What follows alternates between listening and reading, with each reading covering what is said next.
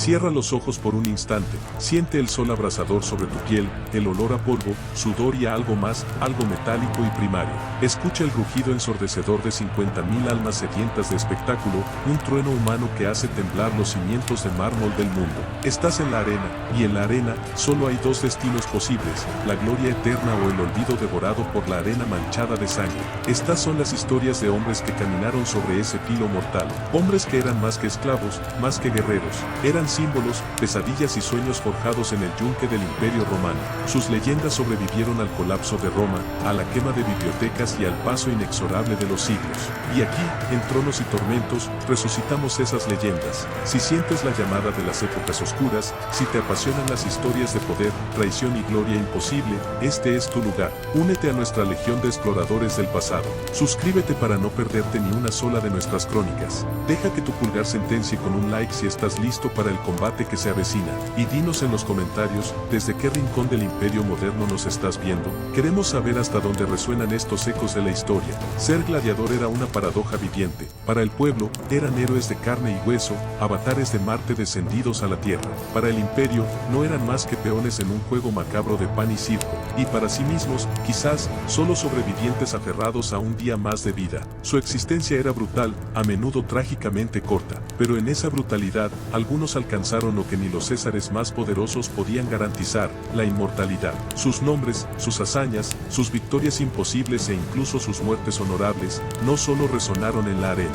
fueron tallados en piedra, inmortalizados en mosaicos deslumbrantes, cantados en poemas épicos y garabateados con carbón en los muros de las ciudades por manos anónimas que se negaban a dejarlos morir. Eran una extraña fusión de atleta de élite, artista del combate y mártir sacrificial, ídolos de emperadores, fantasías de matronas y leyendas para el pueblo. Hoy, no vamos a hablar de todos, vamos a desenterrar los nombres de los 10 titanes, las leyendas entre las leyendas, aquellos cuyo eco aún puede oírse si prestas suficiente atención al viento que sopla sobre las ruinas del Coliseo. Nuestra crónica comienza bajo un manto de ceniza y silencio. En los callejones fantasmales de Pompeya, sepultados por la furia del Vesubio, los arqueólogos rescataron susurros del pasado. Entre ellos, una inscripción humilde, grabada a la fuerza sobre la piedra, un testamento que se negó a ser borrado por el fuego y el tiempo. Homenajeaba a un hombre, Tetraites. No era un senador, ni un general, era algo más visceral. Sus victorias en la arena sacudieron de tal manera el alma del pueblo que decidieron inmortalizarlo con las herramientas más sencillas, clavos, carbón y una memoria imborrable. Un graffiti, fechado casi 2000 años atrás, narra su triunfo decisivo sobre un oponente llamado Prudes. Un combate del que la historia oficial no guarda registro, pero cuya ferocidad quedó grabada a fuego en la mente de quienes lo presenciaron. Tetraites era un murmillo, un estilo de lucha temible. Se protegía con un enorme escudo rectangular, la scutum, y empuñaba la espada corta y letal, la gladius. Su casco ocultaba su rostro, convirtiéndolo en un demonio anónimo de la arena. Pero su verdadera seña de identidad era una audacia suicida, luchaba con el pecho descubierto. Cada combate era una invitación abierta a la muerte, una confianza absoluta en su agilidad y en su impenetrable defensa. Su pecho desnudo no era una debilidad, era un desafío al destino y a sus rivales. Y por eso, era adorado. Su fama no se quedó confinada en las arenas de Italia.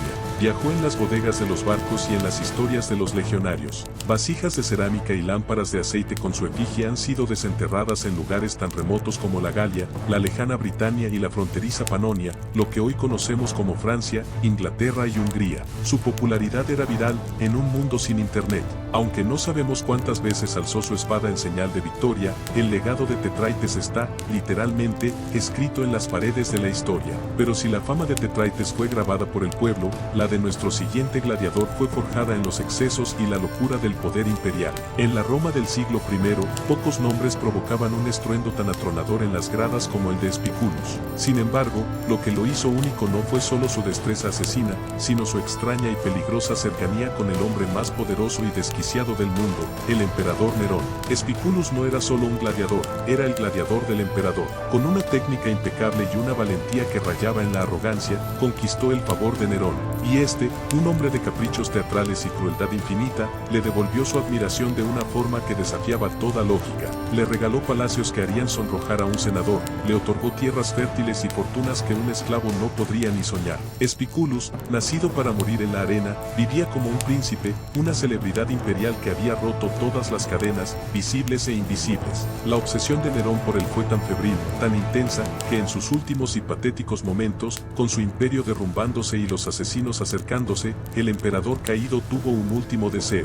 Gritó que prefería morir a manos de su gladiador, de Spiculus, antes que ser ejecutado por sus enemigos o quitarse la vida él mismo. Un final digno, a manos de una leyenda. Pero Spiculus no pudo ser encontrado, y Nerón tuvo que morir con la ayuda de un simple sirviente, anhelando la mano del único hombre al que verdaderamente admiraba. Mientras muchos gladiadores escribían su historia con cicatrices, la leyenda de Hermes fue forjada en oro y tinta. Su cronista no fue un grafitero anónimo, sino el poeta Marcial, uno de los más grandes literatos de Roma. En sus versos, Marcial no describe a un bruto sediento de sangre, sino a un artista, un maestro cuya elegancia y versatilidad eran dignas de los propios dioses. Hermes era el camaleón de la arena. En una era de especialistas, donde cada gladiador dominaba un único estilo de combate, él era el maestro de todos. Era el murmillo de defensa impenetrable, el retiarius con su red y tridente, y el traex con su espada curva. Cambiaba de armas y tácticas como un dios cambia de forma, volviéndose un adversario completamente impredecible.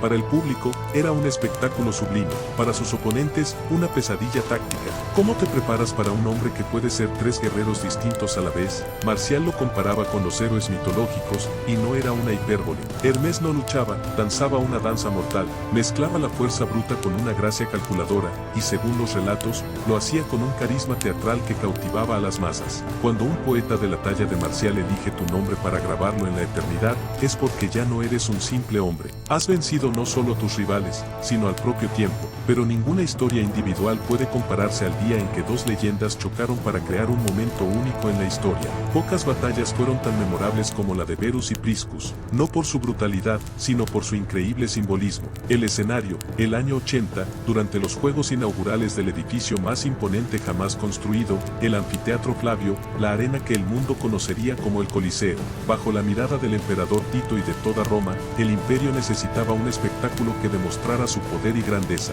y lo que Verus y Priscus ofrecieron, superó cualquier expectativa. El poeta Marcial, nuestro cronista de primera fila, nos legó los detalles de aquel duelo legendario. Lo que ocurrió sobre la arena no fue una carnicería, fue un ballet mortal. Verus y Priscus no eran simples brutos, eran maestros consumados de su arte. El clangor de su acero se convirtió en un ritmo hipnótico, cada estocada era respondida con un bloqueo perfecto, cada pinta era anticipada con una agilidad felina. Lucharon durante horas, bajo un sol implacable que hacía hervir la sangre y cegaba los ojos. El rugido ensordecedor de los 50.000 espectadores, que al principio clamaba por sangre, comenzó a transformarse. El griterío se convirtió en un murmullo de asombro, y luego, en un silencio denso, casi religioso. La arena, acostumbrada a la agonía y las ejecuciones sumarias, contenía la respiración. El público no estaba viendo una matanza, estaba presenciando la perfección. El sudor y la sangre se mezclaban con el polvo, dibujando mapas de agotamiento en sus cuerpos. Y entonces, cuando ambos guerreros sabían que habían llegado al límite absoluto de la resistencia humana, ocurrió el milagro. En un instante que se sintió eterno, sus ojos se encontraron a través de las rejillas de sus cascos. No hubo una señal, no hubo una palabra, y al unísono, como si un solo corazón latiera en dos pechos, bajaron sus armas y las dejaron caer sobre la arena. Nadie había ganado, nadie había perdido. El silencio se rompió en una ovación que sacudió los cimientos de Roma. El emperador Tito, conmovido por aquel despliegue de honor y habilidad, hizo lo impensable. Otorgó a ambos hombres la rudis, la espada de madera que era más valiosa que cualquier tesoro, pues simbolizaba la libertad. Que un gladiador ganara su libertad ya era un evento raro. Que la ganara sin haber matado a su oponente era casi inaudito. Pero que dos adversarios fueran liberados juntos, como iguales, ante la aclamación de todo un imperio, eso era material de leyenda. Verus y Priscus no entraron en la historia por cómo mataron, se volvieron inmortales por cómo eligieron vivir, demostrando que incluso en el corazón más brutal del mundo, podía florecer el respeto, el honor y una extraña forma de humanidad. Pero si la historia de Verus y Priscus es un poema a la humanidad, la de nuestro siguiente titán es una saga escrita con garras y colmillos. Porque si luchar contra un hombre era peligroso, enfrentarse a las pesadillas desatadas de la naturaleza era una sentencia de muerte segura. Y sin embargo, un hombre no solo sobrevivió a a ese infierno, lo dominó. Su nombre era Carpóforos, el legendario Bestiarius. A diferencia de los gladiadores, los Bestiarii no luchaban por la gloria, luchaban por la supervivencia pura y dura. Eran la carne de cañón, el plato de entrada del espectáculo. Enfrentaban a leones de Numidia, osos de los Cárpatos, leopardos de Partia e incluso rinocerontes traídos desde los confines de África. Entrar en la arena como Bestiarius no era un duelo, era un sacrificio humano disfrazado de entretenimiento. Pero Carpóforos no era un hombre común, parecía una fuerza de la naturaleza en sí mismo. Su hazaña más escalofriante, la que lo catapultó al mito, ocurrió durante los mismos juegos inaugurales del Coliseo. Carpóforos entró en la arena, armado solo con una lanza y su coraje de acero, y ante los ojos atónitos de miles, enfrentó y mató a 20 bestias salvajes, una tras otra, un oso furioso, luego un par de leopardos veloces como el rayo, un jabalí con colmillos como dagas. La multitud pasó del fervor al shock, y del shock a la incredulidad. No estaban viendo a un hombre luchar, estaban viendo a un semidios impartiendo juicio. Fue comparado con el mismísimo Hércules, y con razón. Carpóforos se convirtió en el símbolo definitivo del poder de Roma, la civilización, encarnada en un solo hombre, doblegando al caos primigenio del mundo salvaje. Para la mayoría, la arena era una tumba. Para Crixus, de la indomable Galia, fue la forja de un arma.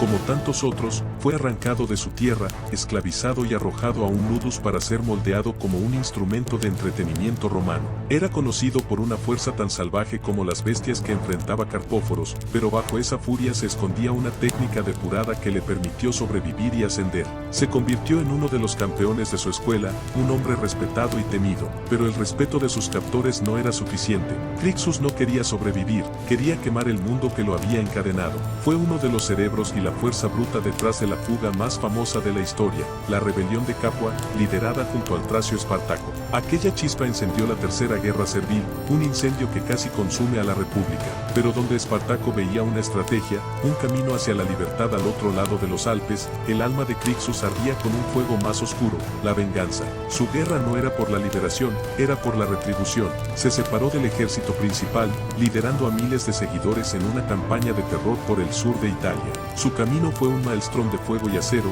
arrasando villas de patricios y aniquilando a las fuerzas locales. Pero la rabia, por pura que sea, se consume a sí misma. En el año 72 a.C., las legiones romanas finalmente lo acorralaron. Crixus murió como vivió, luchando con una furia legendaria. Al enterarse de la muerte de su camarada, Espartaco le rindió un último y terrible homenaje. Capturó a 300 prisioneros romanos y los obligó a luchar a muerte entre ellos, como gladiadores, en honor a Crixus. Fue la ironía más cruel y sangrienta. Por un día, Roma probó de su propia medicina, un mensaje escalofriante que resonaría en el Senado durante años. Prisioneros de guerra, esclavos, criminales condenados. Este era el tejido humano del que estaban hechos los gladiadores. Hombres sin nombre, sin pasado, cuyo único futuro era la arena. Pero entonces, apareció un hombre que rompió el molde, un fantasma en la máquina imperial. Su nombre era Marco Atilio. No era un esclavo, no era un prisionero de guerra. Era un ciudadano romano nacido libre. Nadie lo obligó a empuñar la espada. Su descenso a ese infierno fue voluntario.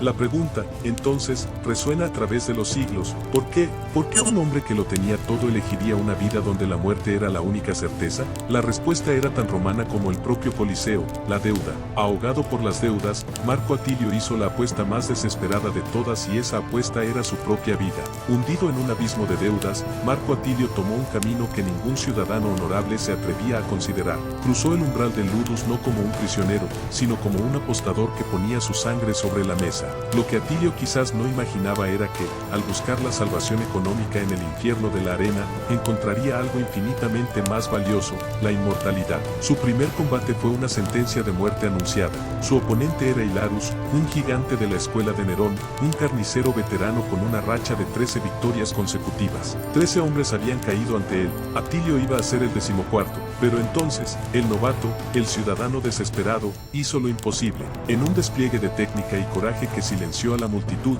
venció al campeón. La arena, que esperaba un sacrificio, presenció un milagro, pero los milagros rara vez ocurren dos veces. Y sin embargo, poco después, Atilio se enfrentó a Raesius Felix, otro titán invicto con 12 victorias a sus espaldas. De nuevo, contra todo pronóstico, el ciudadano libre salió con la mano en alto.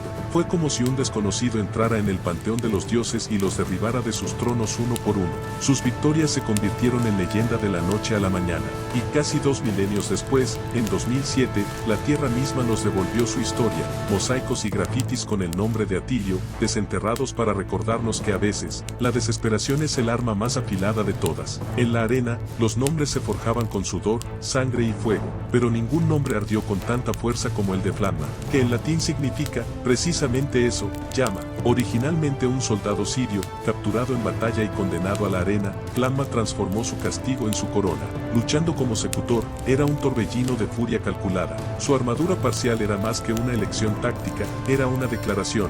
Dejaba parte de su cuerpo expuesto como un insulto a sus oponentes y un desafío a la parca misma. Sus estadísticas son el material del que están hechas las leyendas: 34 combates, 21 victorias, 9 empates y solo 4 derrotas. Una cifra que roza lo divino en una profesión donde sobrevivir a un solo año era un triunfo. Pero la verdadera leyenda de Flamma no reside en sus victorias, sino en sus negativas. 4 veces le fue ofrecida la Rudis, la espada de madera que significaba el fin de su servidumbre, la puerta de salida del infierno. 4 oportunidades para volver a ser un hombre libre, y 4 veces, él la rechazó. La razón se perdió en el tiempo, dejándonos solo con un misterio fascinante. ¿Era la adicción a la gloria, al rugido de la multitud? ¿Era una lealtad inquebrantable a su ludus? ¿O acaso Flamma, el soldado convertido en esclavo y luego en dios de la arena, entendió una verdad terrible y profunda? Que solo allí, en el círculo de arena y muerte, era verdaderamente dueño de su propio destino.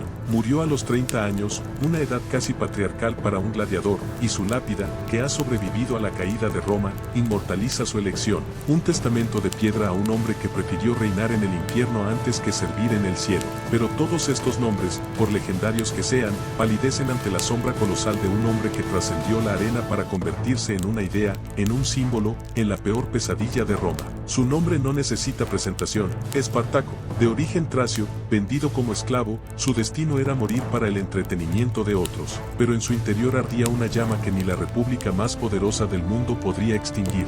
No era solo un luchador formidable, era un líder nato, un estratega brillante con un carisma que podía mover montañas. En el año 73 a.C., armado con cuchillos de cocina y una voluntad inquebrantable, lideró a 70 gladiadores en una fuga que se convertiría en un terremoto. La Tercera Guerra Servil no fue una simple revuelta, fue una guerra total. El ejército de Espartaco creció hasta superar las 100.000 almas, gladiadores, pastores, esclavos, los desposeídos y olvidados, todos unidos bajo su estandarte.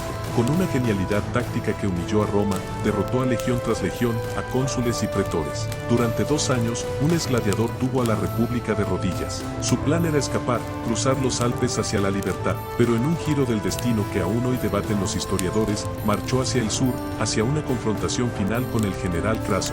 Fue allí donde su ejército fue finalmente derrotado. Su cuerpo nunca fue encontrado, simplemente se disolvió en el caos de su última batalla, negándose a ser un trofeo para sus enemigos, convirtiéndose para siempre en fantasma, en mito. El epílogo de su historia fue escrito con una crueldad puramente romana. Más de 6.000 de sus seguidores fueron crucificados a lo largo de la Vía Apia, un bosque de agonía que se extendía por kilómetros, diseñado como un mensaje brutal para el mundo. Así termina la esperanza. Pero se equivocaron, no la aplastaron, la hicieron eterna. Héroes forjados en la desesperación, leyendas nacidas del polvo y la sangre.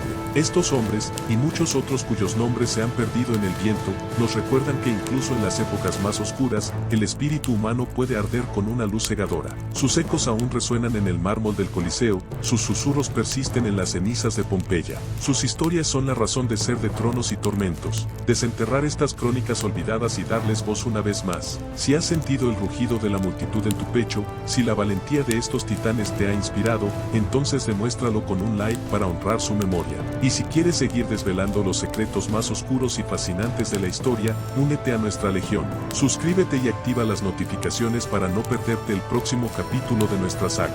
Y ahora, te preguntamos a ti, ¿cuál de estos titanes ha dejado su marca en tu imaginación? ¿Fue la audacia de Atilio, el incomprensible misterio de Flamma, o la llama indomable de Espartaco? Déjanoslo saber en los comentarios. Hasta la próxima crónica, mantened afiladas vuestras mentes y vuestro espíritu, porque aquí, en Tronos y Tormentos, la historia nunca muere. Simplemente, espera a ser contada.